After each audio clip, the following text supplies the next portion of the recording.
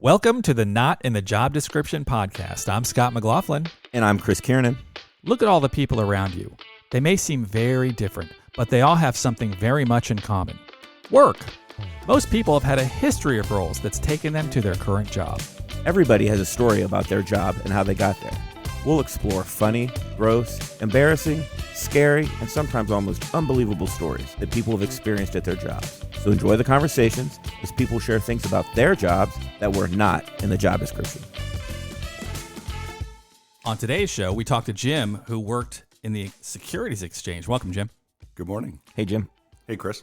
So I know we've known each other for a very long time. You might be one of the people I've known on the planet longer than, than anybody other than my family. Securities Exchange. But when we left high school, I went on to my menial job trying to, get some sort of a life. You went to New York and you started working. So I guess before we even get to Securities Exchange, what was the path there? Well, Scott, you might remember when we finished high school, I was working in a state park cleaning restrooms. That's so pretty lofty. It's quite the rags to riches story. But when I finished up my college degree in economics, I went to work for an insurance company in the Midwest here in Columbus, and I worked there for about 5 years. Let's just say I was bored out of my mind. So when I was about 29 years old, I was still single, and I thought, hey, if I don't go make a move or a transition, it's probably never going to happen because I'll probably settle down, have kids, and then I'll be stuck doing whatever I'm doing. So at 29, I moved to New York City. Yeah. And I quickly found work in a booming stock market. It was the tech bubble back then. Yeah, right.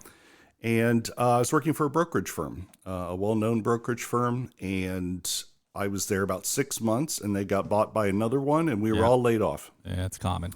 So I was out networking, looking for a new job. And somebody said, "What do you do?" And I said, "Well, I typically market mutual funds." And they said, "Oh, I know a guy at the American Stock Exchange who is looking for somebody just like you." And I thought, why on earth would they want a fund marketing expert? And I went and took the interview, and I learned about this new type of mutual fund that they had invented called an exchange traded fund. Which are all over the place now. All over. And back then there were 30. Oh, wow. And the American Stock Exchange had invented the first one. You at the beginning of the equivalent of a mutual fund. That's Kinda. the very beginnings of ETFs. The very, very beginning. So they said, we have this successful ETF. We didn't even call them ETFs back then. And they said, we think we're at the point now where we need somebody to market it.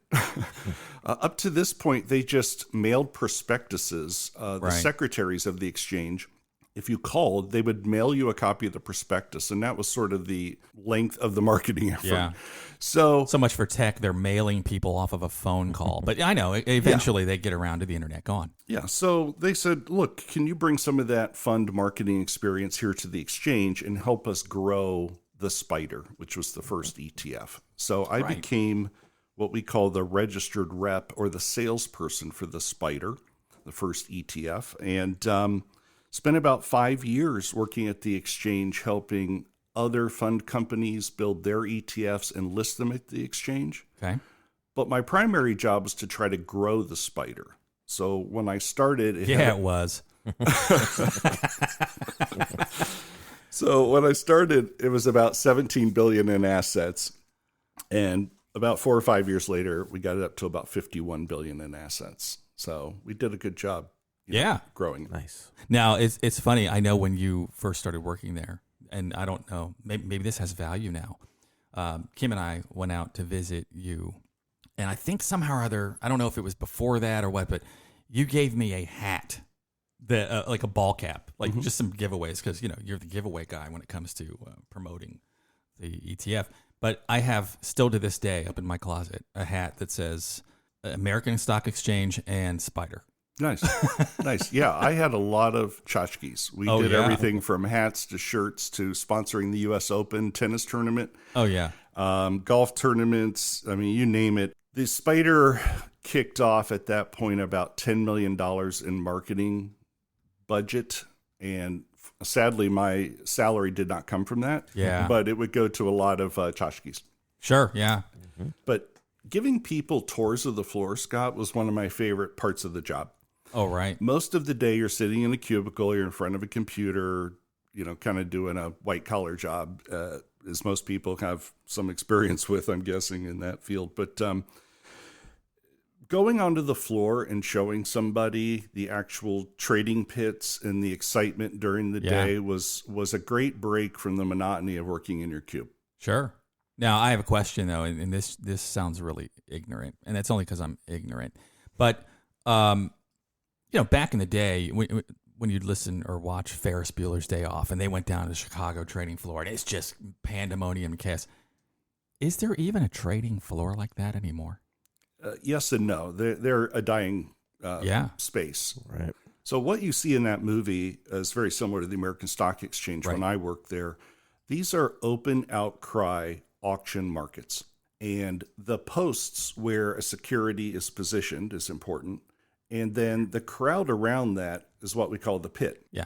And so what you see in that movie and what you saw, going onto the American Stock Exchange floor, and to some degree on the New York Stock Exchange floor today in the background of Jim Cramer and so forth. Right. That's an open outcry auction. But in the 70s, we started introducing computers to allow orders to come into the order book at the post. By the time I left, over 90% of the orders were coming in through the computer lines. So only a small fraction of what we do today is actually done open outcry. But that makes sense. If you still go to certain places, like I've been a visitor at the Chicago Board Options Exchange up in Chicago, and they still have open outcry pits for things like S&P 500 index options. Okay. And you'll still kind of get that excitement, but the vast majority of trading today is just zeros and ones. Right. There's 75-year-old traders out in front of those pits that don't know how to use a computer yet. Is that what's going on? Scott, you just defined my experience at the exchange because I took that job in 2000. Yeah. And I left there in 2006. What I saw was, in 2000 when I started, were a lot of human beings yelling and screaming. Right. There were people still flashing hand signals from balconies. balconies. We had copper wires and phones everywhere. And traders wrote down trades on note cards. Yeah. And you would find these things all over the place. Right. By the time I left 6 years later, it was a couple of engineering nerds in the back ripping computers apart, and all the orders were electronic. So I bridged this gap of the old school 70-year-old barking orders to just silence on the floor. That's crazy. Yeah, I can imagine that's changed so much. There's probably more people working that job in their living room now than anywhere else. Yeah, they probably shouldn't, but you're probably right. Yeah. Well, there's something to be said about getting a speed to market. Like everybody has their computers all souped up now where they're just looking for any trade movement, and sometimes they just jump in on it and then they sell it to make pennies. I mean, people are doing this stuff now just from their living rooms. But I'm sure there is some benefit to being around people. And I think that's one of the things we've lost with everyone working from their living room. That connection is kind of gone a little bit. Well, I can't underestimate the importance of speed in trading. Oh, yeah. This is really my wife's area of expertise, the low latency trading. She used to be a programmer on Wall Street specializing in that. But when you have a security whose value is determined by a formula, like an options contract or an ETF, the faster you can process the value of that and get your order to the exchange order book, the better. Sure. And that gives you a trading advantage. And you're not going to get that with your AOL dial-up at home. Yeah, that's what I use. Exactly. The lengths that brokerage firms go to shorten that time cycle would blow your mind. Sure. It's something like launching Yeah. a space satellite or the James Webb telescope. They spend a lot of money. They hire a lot of very intelligent people with PhDs in physics and engineering to shave milliseconds off of that. Yeah. And then the exchanges, because they have the computational order books in a data warehouse in New Jersey or Brooklyn, they will lease out the rack space in the data center right next door to their processing. Yeah. So you can shorten the cables from your server to theirs. And they auction those servers off. Right? That makes sense. Yeah. So the highest bidder gets the server cage right next door, and then the closest. patch cord between the two, which is probably made out of some rare earth element Right. that you've never heard of, to make that electrical signal, shorter. The lengths, I can't even begin to tell you. We could spend a whole podcast on that, and it would be fascinating. But just know that, the key to that sort of trading, that speed is critical, and all Wall Street works on it every day. And that makes perfect sense. I mean, if you think about it, in a perfect world, if you could, create anything, you just go backwards in time, right? Yeah. So you go backwards, and you can say, well, I know yesterday IBM went up $5, so I'm going to go back a day, and I'm going to buy as much as I can, and then I can sell it all the next day for a $5 profit on every share.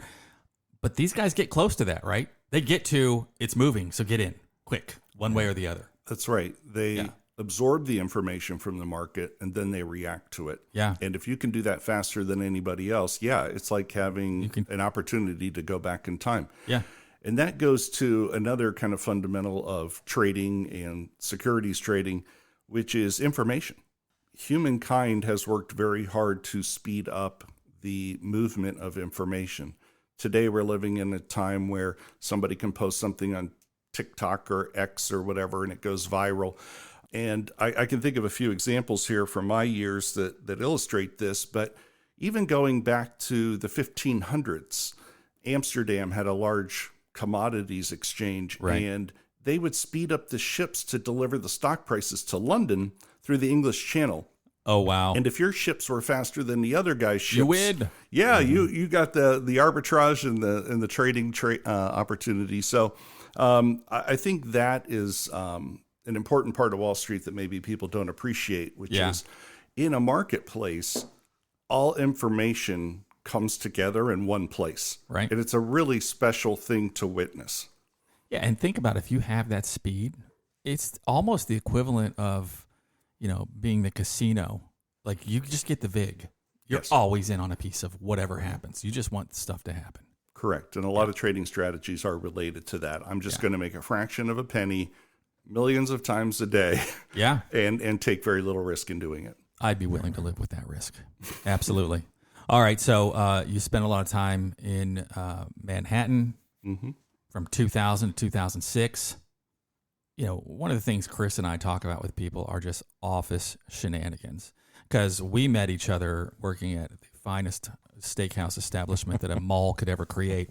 And it was nothing but shenanigans. I think a lot of people, when they think about people working on Wall Street and Manhattan, stuffed shirts, nothing but suits and ties, and very prim and proper. With the exception of the Wolf of Wall Street, like, what kind of shenanigans did you see happen in the Securities Exchange world?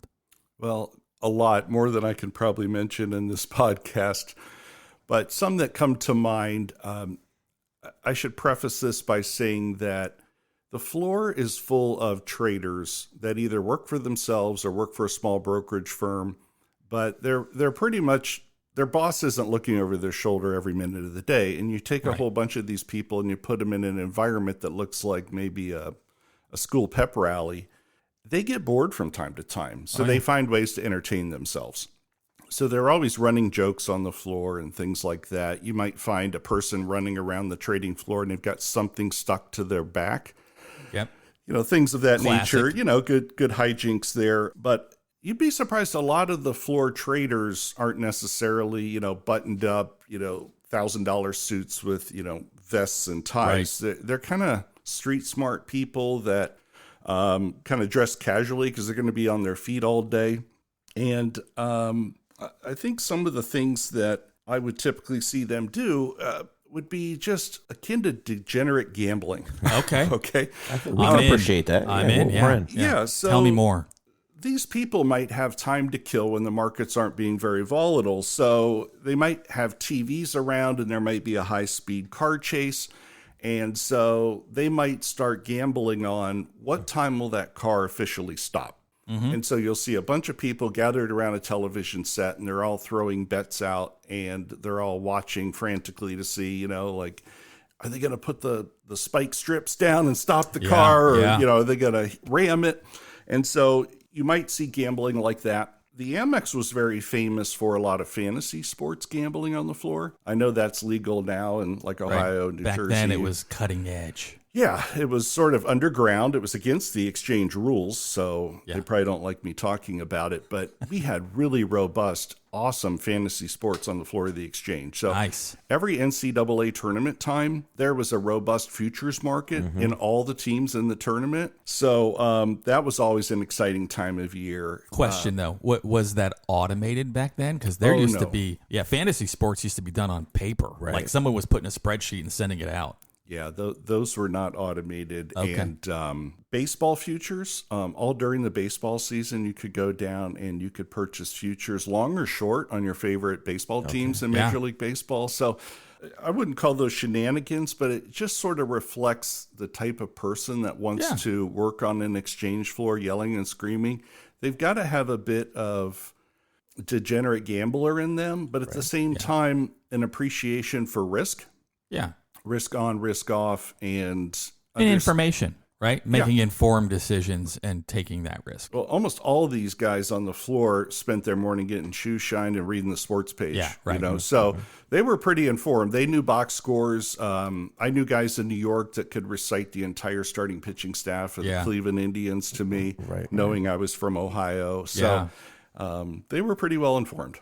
Yeah, I've always been a fan of the saying, an idle mind is the devil's workshop. And I'll tell you one thing right now. I just think dudes like to gamble.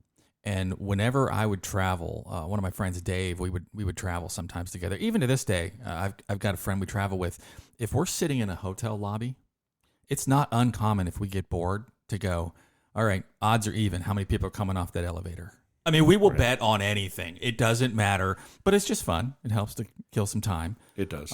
You're always looking for an edge, but yeah, it is crazy. So you definitely had people betting on sports, car chases. What other shenanigans happened in the world of Wall Street? Well, there was always the day after. A lot of these people worked hard and played hard. So the American Stock Exchange was very famous for actually having a bar inside the building. So that just sounds like a bad idea. Actually, it probably was in the long term, but in the short term, it was great.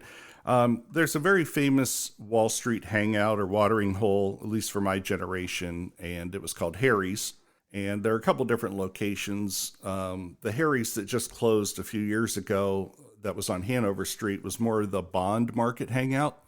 But the equity and option hangout was Harry's at the Amex. Okay. And so this actually predates my time. We actually did not renew their lease and took over that space to expand our ETF options trading. Okay. And we built a state-of-the-art options trading facility in the old Harry's. But I think it illustrates that you could be having a bad afternoon or good afternoon and just decide, hey, I'm just going to the bar, and you could just go down a set of steps and you were already at the watering hole. Nice. And so I met a lot of people who were pretty pickled. Yeah. Anytime you get people in their younger years, most of your traders tended to be young men, at least at that time. And, they were always coming in from some exotic vacation or some bachelor party or, maybe hadn't slept the night before or something. So you get a fair number of, fun stories that I probably shouldn't repeat about shenanigans going on after you get off the floor. Could you imagine how shitty that productivity was come around noon? I mean, if you had the ability to measure that, it had to be material. Well, fortunately, that's about the slowest part of the trading day in the U.S. Yeah, so that's okay if you're going to do it at any time. Yeah. The market open was always very volatile as prices kind of settle out. Yeah, and then things are kind of smooth for a while, and then right around lunch, it's really dead. Sure, it's a real nice time. That makes sense. You get through the main time zones of the U.S. and then it kind of slows down. Yeah. And then in the early afternoon, you have the European close, and then you have people coming back from lunch, and then you see a little pop around 1 o'clock. Yeah. And so, you see some flurry of activity there, and then everybody's pretty much preparing for the close. So usually here in the U.S., that's about 4 p.m., and a lot of orders come into the order book to be executed at 4 o'clock.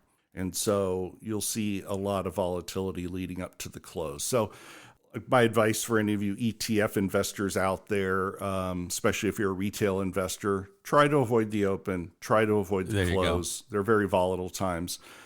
See if you can make your trade around, 10 o'clock or 2 in the afternoon. It's pretty stable at that point. Yeah, but anytime there's shocking news in the system, Right. things can turn on a dime. It's really amazing. That's why I love my lazy strategy of get rich slow. I just, continually invest.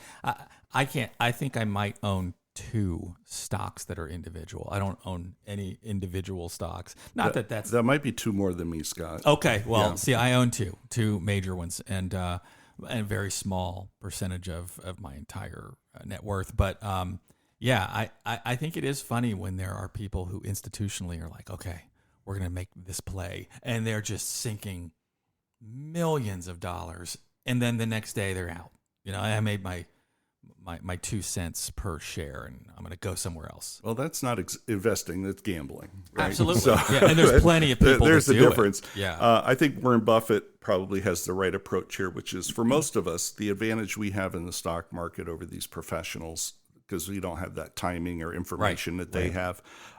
We can wait them out. Yeah, right. Wall Street traders have a quarter or a year to try to make their nut so their bonus looks pretty good. Their bonus looks good, and that their portfolio is just a smidge better than everyone else, because that's what we're talking about in most cases. Well, Buffett has 20 years. That's right. He can wait you out. So I think that's the advantage of most retail investors is time. Yeah. And on the long duration side. So sure. So, we talked about the time frame that you were in New York, and I have to ask, because I have a recollection, but you were working in the business on 9/11/2001, but you weren't actually in Manhattan on 9/11, were you? I was not. And I remember this because when all this shit was going down, I tried to call you, and it went to voicemail. I tried to call you another time, and all the circuits were dead. And then I called your brother, and he's like, dude, I'm trying to get a hold of him. So you were kind of MIA for a while. We were a little concerned. What was it like? First of all, where the hell were you? And what was it like when you got back to Manhattan? First, I should say I'm the luckiest person in the United States. I was actually in Washington, D.C. Oh, good. Nothing happened there. Yeah, nothing. I was in a hotel directly across the Potomac River from the Pentagon. And I had a lovely view of the Pentagon from my room. And I had actually gone down there on Sunday to speak at a conference. It was a group of pension plan executives. Okay. And I was to teach them about ETFs. It was an educational session. And so I did that on Monday. Tuesday, I was supposed to wake up and enjoy, breakfast and just mingle around and network with these pension executives who might buy the Spider. Right. Well, obviously, things were very different when I woke up on Tuesday, but I was stuck in Washington, D.C., and from my hotel room, I actually have pictures of the Pentagon, and I didn't bring my cell phone charger. I was kind of brand new to having my first cell phone.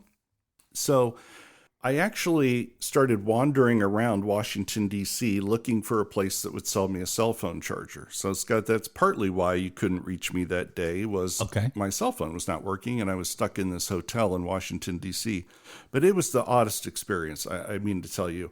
When I woke up and got suited up and went down for breakfast and coffee, the lobby was empty.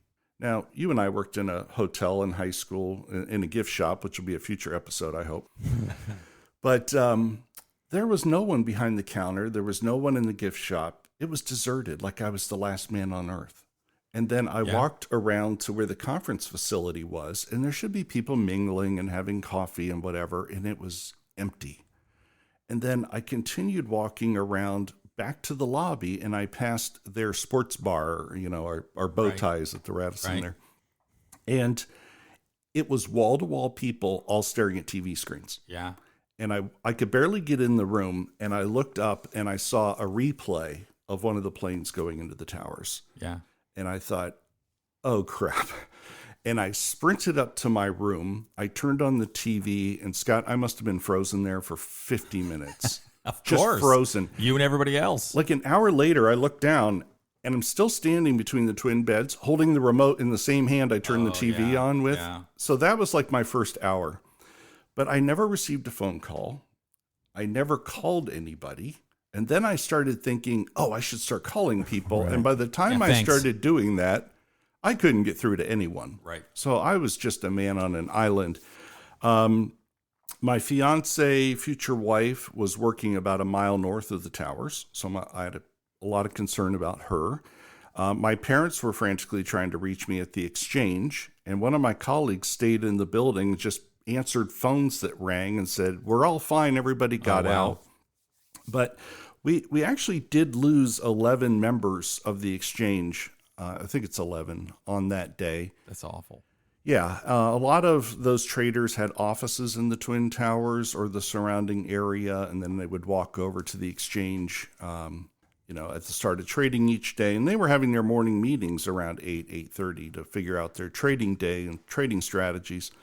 So we did lose members that day.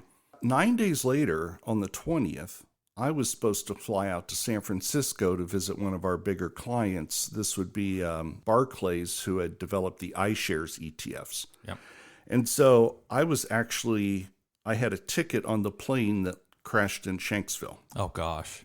So if we weren't celebrating or remembering 9/11, if we were commemorating 9/20, I would have been one of the let's roll guys. Yeah, right. And then our offices were 300 yards from the South Tower.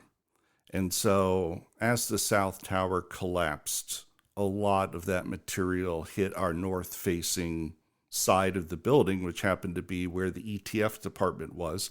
And we were actually on the top floor of that building.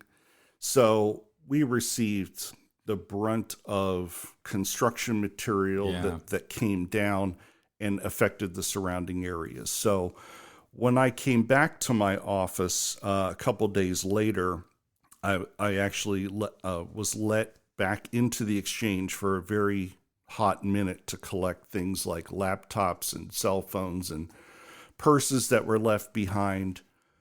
Why were you grabbing people's purses, Jim? I think because I was one of the dumb volunteers. When we got back together to reopen the markets the following week, we were sitting on Broad Street and we had moved our ETF trading to the New York Stock Exchange floor. And so on that following Monday, I actually reported to the New York Stock Exchange, actually the ICE right next door. But at midday, our head of security said, I need 2 volunteers to go back into the building and collect any personal effects. Oh, wow.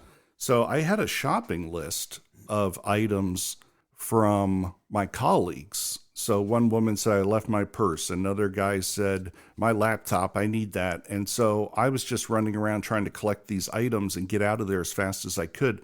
Scott, from the windows into the room on the north-facing side of the building, it looked like a demolition site. We had debris about head high, 6 feet. And then it sloped in kind of like a ski slope or an avalanche. It kind of sloped into the interior of the building. By the time we resumed working at the exchange in person, which would have been around October 1st, all of that was removed, cleaned up, cleaned to the best that they could.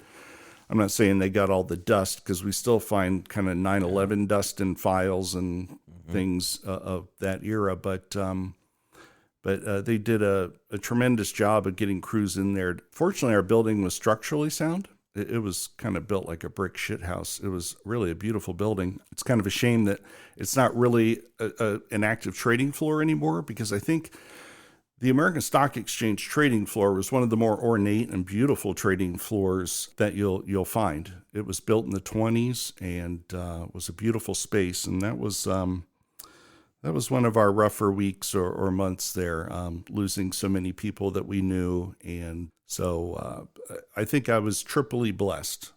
The plane into the Pentagon went right over my hotel and didn't hit us. Yep. I was not on the plane in Shanksville 9 days later, and I wasn't at work that day, which is really good because a lot of things would have been flying over my head that could have done some damage. Oh, yeah, absolutely. I don't mean to sound insensitive, but how'd that bar fare? It was gone. Harry's was gone. We actually did have a bar on Greenwich Street behind the Exchange that, everything west of Broadway and south of, I think, Canal at the time was closed. Yeah. And if you had a business in there, You're done. tough. Right. And so even to get into that part of Lower Manhattan in those months, I would show up to City Hall in New York City. I would meet a New York City detective. They would sign me in once I flashed my credentials, and he would walk me into the Exchange, and they would hand me off and sign me in. I would work in the Exchange. On my way out, they would sign me out, and the detective would walk me back to City Hall. Constant escort. Yeah. And a lot of machine guns outside the Exchange, which was kind of a weird sight you're not used to seeing on your way into work. The whole TSA thing at the airport people don't like, that became my everyday going to work. My briefcase was famous amongst the security guards. I had a really cool briefcase made of baseball glove leather, made by Rawlings. And every time I went through the x-ray machine, they'd say, "Oh, there's the best looking briefcase at the Exchange." They loved it. So I was well known for my briefcase. And you get to know these people. I mean, they're, giving you the whole cavity inspection every day. So Yeah, you might as well get to know them. yeah. So when they were asking for volunteers for that job too, you took it. Oh, I'll take the cavity. No. Those guys were some bad hombres. I mean, to tell you, they were retired New York cops. They were retired special forces. Probably not the greatest sense of humor at that time in their lives. Yeah. Actually, I think that they process things a lot better than others. Oh, that's good. good. They kind of become a little hardened to that in their line of work. They had seen some things. One of my good friends in security, though, did security for John Madden when he would travel around on Monday Night Football. And I was always hoping to join him at a Monday Night Football game with Madden in Lambeau. Nice. That was kind of on my bucket list, and we never got to do it because John eventually retired, and I didn't get to fulfill that dream. But I was looking forward to hanging out on the bus. And, Heck yeah. Right. and actually talking baseball with Madden. Yeah. I understand he was a big baseball fan, and everybody that walks up wants to talk football. And here was somebody like myself who loved baseball, and so I was encouraged to spend some time talking about baseball history with him. Nice. Now, Chris, 9/11, what were you doing? I mean, everybody has that, like, exactly what they remember. Yeah. No, I was working at the bank at the time, and we actually just went on break, and we always played these euchre games on break in the break room, and we're just getting started, and it's on the TV, and kind of like Jim said, then next thing you know, you realize no one's shuffled or dealt. You're just kind of glued and mesmerized to the TV. Yeah. And I remember right before going on break, my mom had called and was like, "Hey, have you heard about this?" And she was working for the state at the time in the state office tower. And she's like, "They're talking about maybe evacuating us." And I'm like, I didn't think anything of it, of course, because, it's not like now where news is real time, right? I'm not watching streaming on my phone or anything like that. Right. So I just thought it was just a rogue, random accident. Plane hit the World Trade Center, not just some jackass didn't know how to fly or something, right? Yeah, most radio announcements couldn't really tell you the detail of what happened because they didn't even know what kind of plane it was. It was just like, can you believe some dork crashed into the World Trade Center? But then by the time, like I said, then we're on break and we see the second one, then you're like, oh shit, this is something serious is going on here. And by that point, then my mom at the State Office Tower, they've sent her home and kind of recognized they were kind of ahead of the curve, thinking like there's some security issues. So a lot of state government buildings and stuff, I'm sure, because they're not knowing, right? Like who's next, right? Yeah, I'm very glad that my wife is not within earshot right now, so I can tell the story. We took 9/11 off because we needed some time off. We hadn't taken time off in a long time. We were going to drop the kids off at the babysitters, and we had two things on our agenda. Number one, we were going to test drive a sweet ass Honda Odyssey because we had these two punk kids and our cars were too small. And so that was number one. Number two, we were going to go see a movie because, hey, we got the babysitter, we got the day off.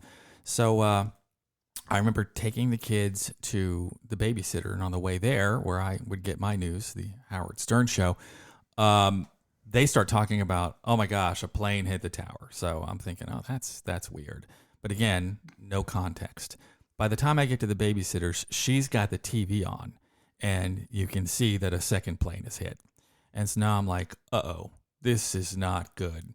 So I'm getting calls from my sister who's in the military, and she's like, hey, you're going to have to help me out here. You may have to watch my kid. We got some stuff going on now because of all this. So I'm thinking, oh my God, what is this about? So on the way home, I used my sweet-ass flip phone, and I called my wife. She didn't answer. She was in the shower. I get here. I turn on the TV. She comes downstairs, and I go, oh, my God, look at this. She goes, what? I go, this is a terrorist attack. It's been 2 buildings. Now they're talking about missing planes, and she's just looking at me. She's shaking her head. She was like, oh, my God, that's awful. What time do you want to leave? And I said, what? What time do you want to leave? What time does the Honda place open? And I'm just pointing to the TV like, but all this is going on. And you talk about and now I say it's cold. She says it's foresight. She's like, listen, whoever did this is exactly the kind of shit they want you to do. They don't want you moving. They don't want you doing anything. But we took today off. So we're going to go test drive a car, and then we're going to go see a movie.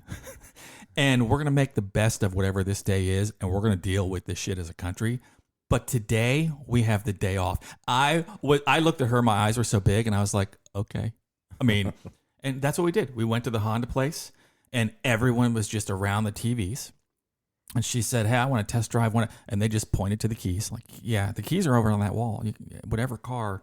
And we test drove a car. Didn't like it. We headed to the mall. All right. Now, at this point, if you guys remember, everything was suspect. Like, they're going to hit malls. They're going to hit this. They're going to. So everything was out there. We go to this mall and go to the AMC theater. And on that day, I'm trying to think of the name of the movie. We walked up, and there's one kid there, probably 18-year-old kid, and he looks like he does not know what is going on because in this entire mall, it's me, Kim, and this guy. And I said, are you open? And he looked around. He goes, I think so.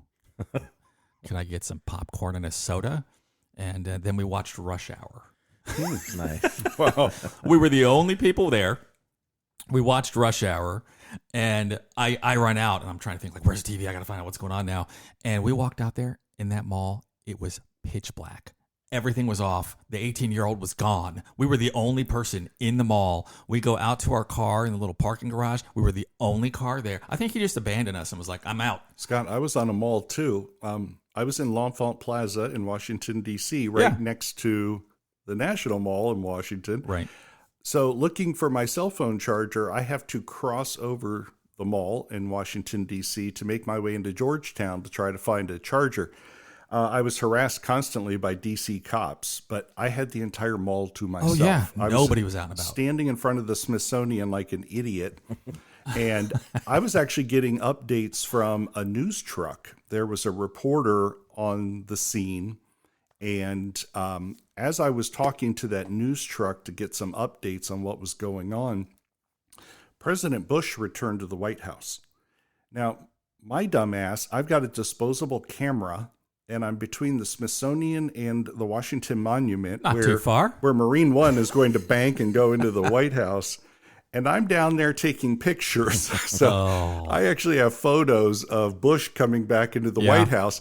And the reporter taps me in the arm and says, I wouldn't be aiming anything up right now. Yeah, right. And it dawned on me, there's probably a Marine about to take my head off. So I kind of got behind the van and hung out while Bush returned to the White House. And then proceeded on into Georgetown, dodging police the whole way because everyone I ran into said, you know, where are you supposed to be? Get out of here. And I would lie and say, oh, I need to go back this way. And I was making my way up into Georgetown so that I could try to find a stupid cell phone charger. So that's kind of how I spent my day, wandering around in empty Washington, D.C., the one dumb guy walking around the mall, kind of like you. That was right. Yeah. But I love Kim's attitude, Scott, because that's the attitude in New York that a lot of us had. Yeah. That we're not going to let these events stop our way of life. We're going to roll up our sleeves. We're Yep. going to do what needs to be done as a result of this and continue with our way of life. And that was the spirit. I wish more people embraced that today. And I wish some of our younger people had seen that moment, because the response in New York was tremendous. You know, I totally agree with you. And I really appreciate her thoughts on that day as well. The thing that still freaks me out, you know, there are stages of grief. She had them in about 3 seconds. She cycled right through She it. cycled through it and was like, okay, but today we have the day off. I know we're going to deal with this shit, but today we're taking care of us, and then we're going to take care of that. And if you don't do that, I think she might have been the person that phrased it, then the terrorists win. That's right. That's right. Well, I love that attitude. It's a little scary to live with, I'll be honest. I bet. Yeah. But you didn't really come out totally unscathed from 9/11, because you still worked down there after the fact, and you had some health issues from it, didn't you? I did. Well, it's hard to say causation. Yeah, not necessarily, but yeah, like a lot of first responders, I came down with a very rare blood cancer about 12 years after 9/11. So hard to actually say, you know, this was the cause. Right. But, you know, amongst a lot of first responders, you have pretty healthy 30, 40-year-old men, 20-year-old men who all of a sudden start coming down with really weird, strange cancers. Within a decade, right. And I was one of those. I came down with a rare lymphoma that we caught right before it became stage 4. Spent a good part of a year visiting our friends at the James Cancer Research Center down at Ohio State, which I'm very, very fortunate that they have spent and dedicated their lives to helping people in that situation, because I wouldn't be here talking to you if it weren't for them. And I pray that just going forward, I don't have any more, because it wasn't a fun experience. But yeah, there are a lot of people in the first responder community that lived in that area and worked in that area. Not all of us were digging through rubble and things like that. Some of us were just keeping our financial markets up and running. Yeah. That was our contribution to this, philosophy that we're not going to let the bad guys win. And so, we showed our patriotism or our spirit by just showing up to work every day. And I'll be honest, there were colleagues that I never saw again after that. I'm sure. They just said, I'm out. Yeah, that would Checked keep out, you from going into a big city. There's a lot of people that would probably do. We had just hired a new employee. I'm not even sure I know her name, but she had just been hired. I think the Monday was her first day on the job. Oh, wow. Tuesday was her second day on the job, and she did not make it to the building. She was commuting through the Port Authority location underneath the Twin Towers. She never even got orientation, huh? I'm not sure, because I was in D.C. at the time. Oh, That's why I don't even know her name. But she was coming out of the PATH station below the towers, and another colleague saw her sort of frozen, not wondering what to do. And he said, come with me. And they just ran away from the property east towards Brooklyn. Okay. And got them both to safety. But we never saw her again.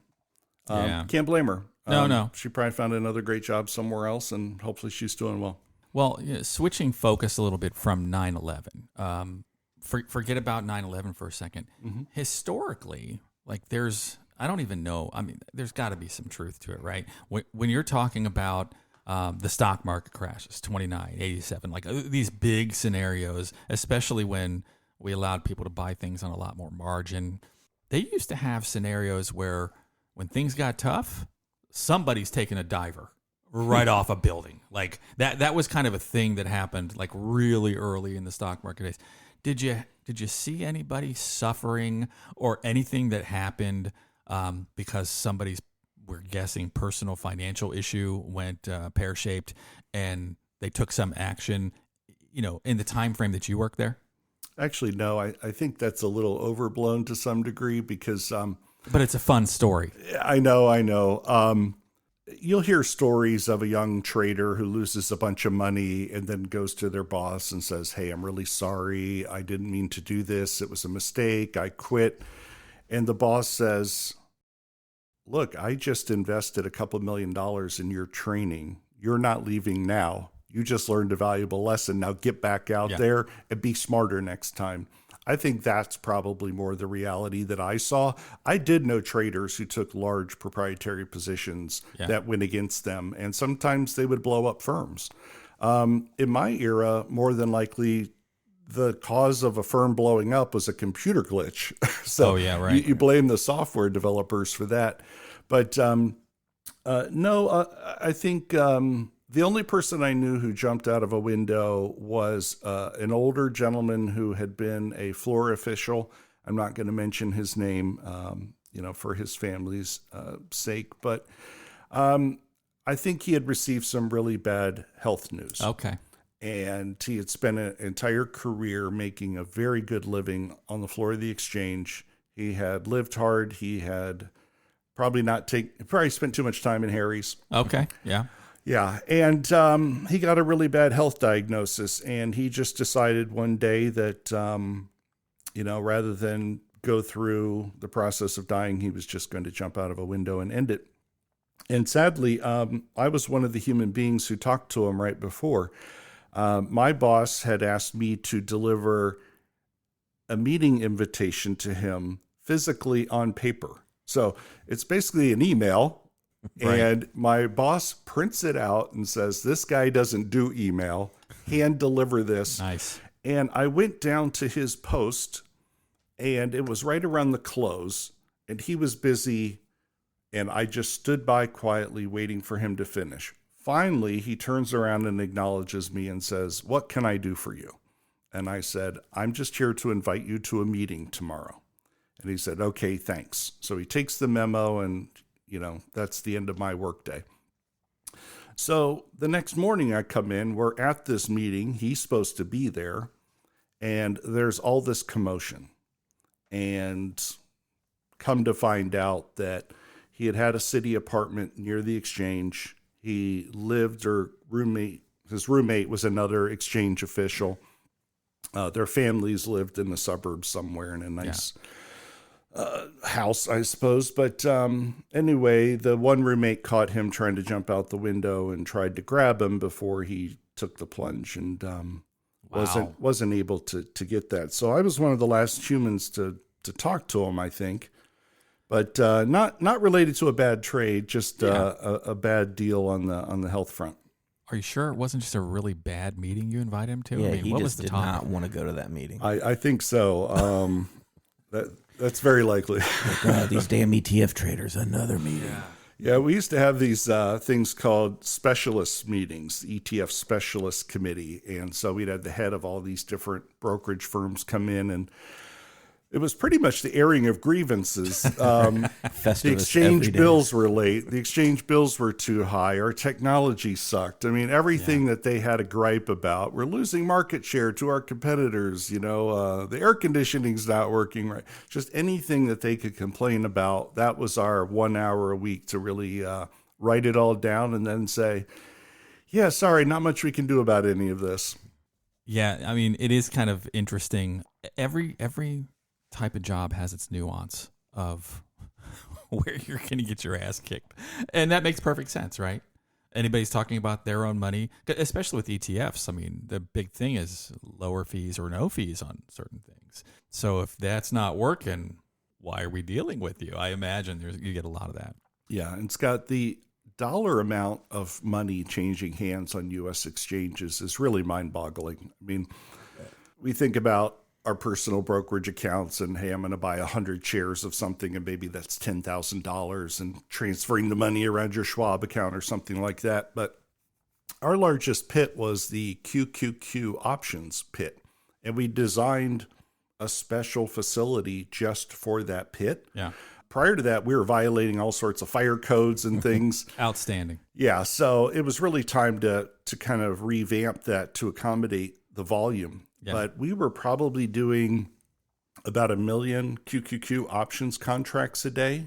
And my numbers might be off here, but I think that's either like 5 billion in notional or 50 billion in notional, depending on where the zeros are. Yeah. But yeah, I mean, when you talk to these people as you're walking by and they're asking you, did you watch a Yankee game last night? Or do you know the clue to this crossword in the New York Times?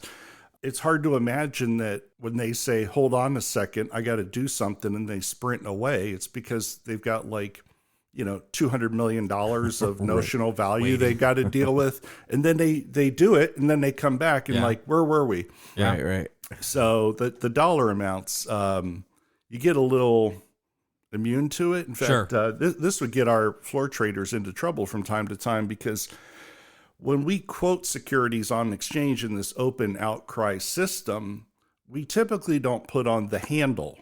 The handle is the part of the dollar amount of the quote. So if something's $100.06, the handle's the $100, and then the quote part is the 6 cents. So we would typically, to speed things up, leave the handle off. Yeah. So if you went up to the spider crowd and said, where are we? I need a quote. The specialist might say, we're 6 cents by 8 cents. And you just leave the handle off. Well, occasionally you'd have a clerk or something putting in an order into a system, and just because they're used to talking in the pennies, forget to put the handle on, and then they put into the system, a trade just got made in the spider, $100 security, and it traded for 8 cents. Right. Well, you can imagine everybody who's collecting information on the trading of the spider, especially. That's a red flag. Yeah. You talk about your AI Right. in this day and age. When a computer reads a stock just traded or an ETF just traded for 8 cents, it kind of throws a real less than 1% of its value. Right. Yeah. Well, this also triggers lots of other orders that are on other exchanges or in derivatives on those securities. Yeah. And so this cascading impact occurs. So we have processes at exchanges to correct this. We can bust and adjust trades.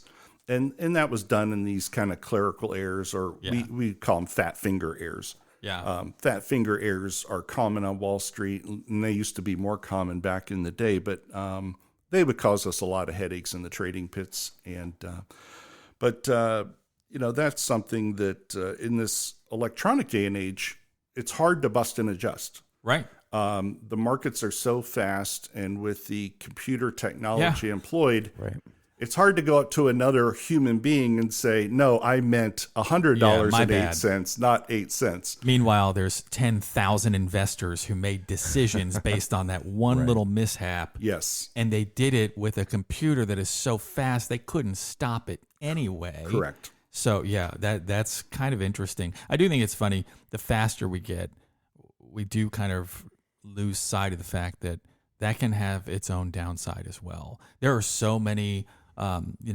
puts and things that are in place right now, automatic purchase orders if a stock hits a certain amount, or if a trade hits a certain amount, that I don't think you can unwind that very easy anymore. No, it's like hard. They literally just stop the market. It's very hard to bust and adjust a trade in this day and age. Yeah.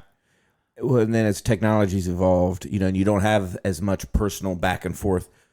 I mean, what happens when there's a disruption to like the power or, major storms and things like that? It's got to totally throw everything out of whack. It does. A great example of this was in 2003, Chris. There was a blackout, and you may recall this because it started here in Ohio, and then it sort of cascaded through lower New York and then spread to the East Coast. When that hit New York City, we had a complete blackout. The entire grid went out. And the exchange, this was about 4:10 in the afternoon. Our equities stop at 4, but a lot of our derivatives trade to 4:15. And so we were just approaching that very critical closing point for our options, for our ETFs that traded to 4:15 at that time. And the power just goes out. And what do? What do you do with all those You're orders? stuck without your hedge. Yeah. And I can imagine the whole floor probably went, oh, right? Was there like a collective like, oh, shit? It's crazy because a lot of those closing trades are going to be things that you do to sort of neutralize your book or collapse your risk. So, maybe you bought a bunch of securities during the day, and to lock in your profits, you got to unload them at the end of the day. And so all those final adjusting trades never got executed. So it left a lot of risk in places where they didn't want it to be. And so I remember this was, just 2 years after 9/11. And so I got really good at running downstairs. And so I go sprinting down the stairs to the trading floor. I go right up to the spider pit, and there's a clerk standing back there, kind of a low-level employee at that time of Goldman Sachs. And I said, "Nate, what happened?" Nate knew everything that had occurred from like 3 o'clock on. This was a junior trader for Goldman. I don't think he made much money at all. But that illustrates again how fast information travels. Right. A clerk on the floor of the Amex, before the news media could figure this out, told me exactly what had happened in Ohio, how it had cascaded through the region and made it to New York. He knew the cause of it, where it originated, and the impacts within seconds, as fast as I could run down those steps. Oh, yeah. Right. And while the rest of the world's wondering what's going on, a firm like Goldman Sachs already had that information in the hands of its most junior traders. And I think that kind of illustrates how Wall Street works. But yeah, there were a number of times where there were concerns about a collapse in the wall of the World Trade Center as it was being, cleared out. And so they had these warning sirens that would go off. And so a lot of times that would be in the early evening when we're working late after the exchange was closed, and it's like, time to go. Right. But the Amex was also notorious for having some antiquated air conditioning, and exchanges don't run really well without proper ventilation because there's a lot of computing going on in those facilities. And so the Amex would often have to shut down because of air conditioning problems. So if you think it's tough being in your home, if your furnace goes out or your AC goes out, this is devastating to an exchange. Sure, yeah. So it's kind of ironic because the people that founded the American Stock Exchange were the original curb brokers who used to trade stocks on the street out in front of the New York Stock Exchange. So they were used to dealing in the elements. Right. But apparently by the early 2000s, you can't live without that your shit air ain't conditioning. gonna fly. No, absolutely not. That's funny. I used to joke with member firms. I'd go out and they'd say, "What was that outage all about?" And I would say, "Oh, our AC broke." And it was ironic because the Amex was sort of the least digitized of our U.S. exchanges. NASDAQ was all electronic. The New York floor was light years ahead of us in terms of technology. And so I used to joke like, we'll just go back to paper and pencil the way we used to do it and everything will be great. But the volumes of trades and executions today is mind-boggling. It's got to be insane. Yeah, it is. Yeah. We were having a hard time with our technology in that era, this was 20 years ago, of just being able to bring in the quotes from away markets. Yeah. We used to consult with NASA and electrical engineers as to how we could speed up the amount of information coming into our computers. And they would say, sorry, humans haven't invented that yet. Yeah. So we would actually get permission from the Securities and Exchange Commission to ignore like every fifth quote from an options marketplace. Just pretend it never happened. Right. Right. Yeah. But that could reduce your volume by 20% of what you need to process. That's crazy. And that was 20 years ago. Yeah, it's amazing how technology has changed. I even look at my family. I was born to a person who was a little older, and I knew my grandmother, when I was little, and she was born when there were no cars. My mother remembered when cars in the neighborhood were a really cool thing, but like airplanes started happening when my grandmother was born. I'm talking Wright brother airplanes. So just the idea that in our lifetime, we've pretty much seen, we're not exactly that age, but the moon landing. And now we're talking about so much stuff that's happened. It is crazy how much technology has taken off, and it seems like it is just getting exponential. Yep. It just gets faster and faster. Like the next 20 years will be outrageously more technology than what's happened in the last 20 years, right? That's right. Our kids and grandkids will say, that was us. Yeah. Right. Like the shit we're doing now is going to be the equivalent of dial-up. They'll laugh Right. at us. Yeah. Well, this is the time of the podcast where I ask my co-host, Chris, what'd you learn today? Yeah, I learned that I think I'm going to make my trades around 10 a.m. just so I can disrupt their fantasy football conversations. That's a very good point. I learned that promoting the spider is not some weird sexual thing. It was actually the job that Jim did. So thank you very much for that, Jim. This is Scott I'm Chris. saying We'll see you at work. Thank you for listening to the Not in the Job Description podcast. If you have a story you'd like to share, or if you'd like to be a guest on our podcast, please let us know by sending us an email with a brief description of your story to stories@notinthejob.com.